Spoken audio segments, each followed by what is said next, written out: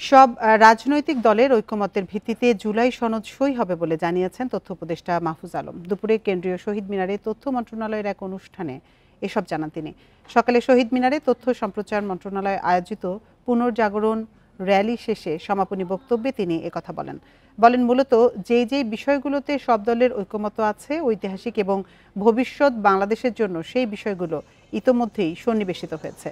জুলাই গণ অভ্যুত্থান যারা করেছেন, একটি বিবৃতির মাধ্যমে ঘোষণাপত্রে তাদের একটি দালিলিক প্রমাণ থাকবে। বান্ডেল থাকলে প্রতি সেনমানিতে টাকা বাঁচবে। বিকাশ সেনমানি বান্ডেল কিনে জিতুন প্রতি লেনদেনে। তিনি আরো বলেন, নতুন বাংলাদেশ নিয়ে মানুষের যে আকাঙ্ক্ষা ছিল তার একটি রূপকল্প জুলাই ঘোষণাপত্রে থাকবে।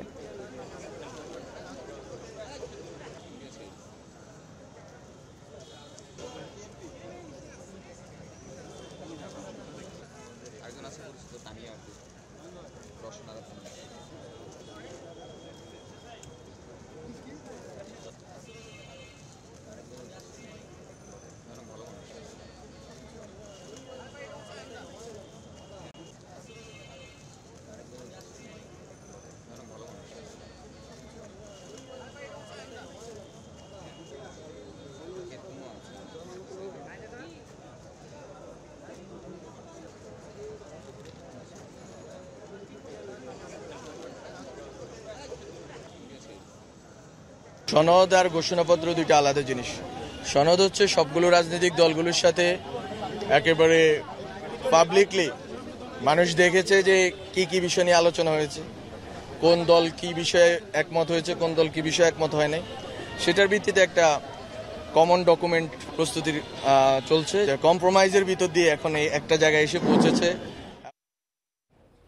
জুলাই ঘোষণাপত্র নিয়ে আলোচনা করতে আমাদের সাথে যোগ দিচ্ছেন বিএনপির যুগ্ম মহাসচিব সৈয়দ ইমরান সালেহ প্রিন্স। জনাব ইমরান সালেহ প্রিন্স, আপনাকে স্বাগত জানাচ্ছি আমাদের ইন্ডিপেন্ডেন্ট সংবাদে। শুরুতেই জানতে চাইব যে চূড়ান্ত হওয়া জুলাই ঘোষণাপত্রের বিষয়ে বিএনপির অবস্থান কি এবং গুরুত্বপূর্ণ কি কি বিষয় এতে আসলে সংযোজন করা হয়েছে।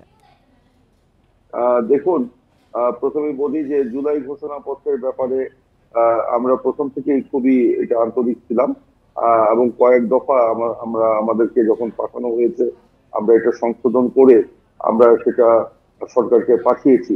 তো আজকে আমরা জানতে পারলাম যে এটা আগামী 5 তারিখে হয়তো এটা ঘোষণা হতে যাচ্ছে, কিন্তু চূড়ান্ত কি হয়েছে সে ব্যাপারে আমাদের জানা নেই। এতে গুরুত্বপূর্ণ কি কি বিষয় সংযোজন আছে সেটা সরকারের পক্ষ থেকেই বলবে, কারণ এইটার মধ্যে এই যে জুলাই যে আন্দোলনের প্রেক্ষাপট এবং আমরা যেটা দিয়েছি গত 15 বছরের আন্দোলনের ধারাবাহিকতা এবং পরবর্তীতে যে শেখ হাসিনার সরকারের যে ফ্যাসিবাদী শাসন, দমন, নিপীড়ন, গুম, খুন, ভোটের অধিকার কেড়ে নেওয়া, সকল অধিকারকে কেড়ে নিয়ে এটা ফ্যাসিজম কায়েম করা, তার পরিপ্রেক্ষিতে কোটা বিরোধী আন্দোলন এবং কোটা বিরোধী আন্দোলনে সরকারের যে নির্মম গুলিবর্ষণ, আওয়ামী সরকারের যে গুলিবর্ষণ, হত্যাযজ্ঞ, নির্যাতন, এর পরিপ্রেক্ষিতে গণ অভ্যুত্থান, এগুলো ধারাবাহিকভাবে জি এই বিষয়গুলো নিয়ে 26টি দফা আছে আমরা দেখেছি এবং 21টি দফা মুক্তিযুদ্ধ বা এই বিষয়গুলো ওখানে আছে এবং 5টি দফায় গণতান্ত্রিক সংস্কারের আকাঙ্ক্ষা, এই টাইপের বিষয়গুলি উল্লেখ করা আছে। ঘোষণাপত্রে অন্তর্ভুক্ত গণতন্ত্র পুনঃপ্রতিষ্ঠা বা নির্বাচনী রূপরেখা, এগুলো বাস্তবায়ন আসলে কতটা সম্ভব আপনি কি মনে করেন? দেখুন, ঘোষণাপত্র কি হচ্ছে এক জিনিস আর জুলাই সনদ হচ্ছে আরেকটা জিনিস।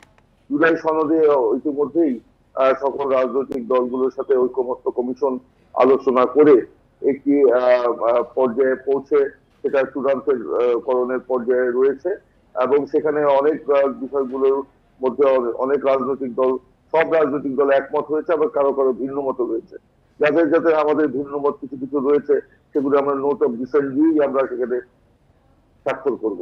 আর জুলাই ঘোষণাপত্র হলো অঙ্গীকার, এইখানে এই আন্দোলনকে একটা রাষ্ট্রীয় এবং সাংবিধানিক একটা স্বীকৃতি দেওয়া, যেটা আমরা আমাদের দলের পক্ষ থেকে বলেছি সংবিধানের 4র্থ তফসিলে আমরা এটা একটা প্যারাগ্রাফ হিসাবে সেটা এখানে সংযোজন করা হবে এবং সেটা একটি জাতীয় দলিল হিসাবে সবার কাছে সমাদৃত হবে এবং যেটা আমরা যারাই আমরা রাষ্ট্র ক্ষমতায় আসি না কেন আমরা জনগণের রায়ের ভিত্তিতে সেখানে আমরা এটা মেনে চলবো এবং সেটা বাস্তবায়ন করবো।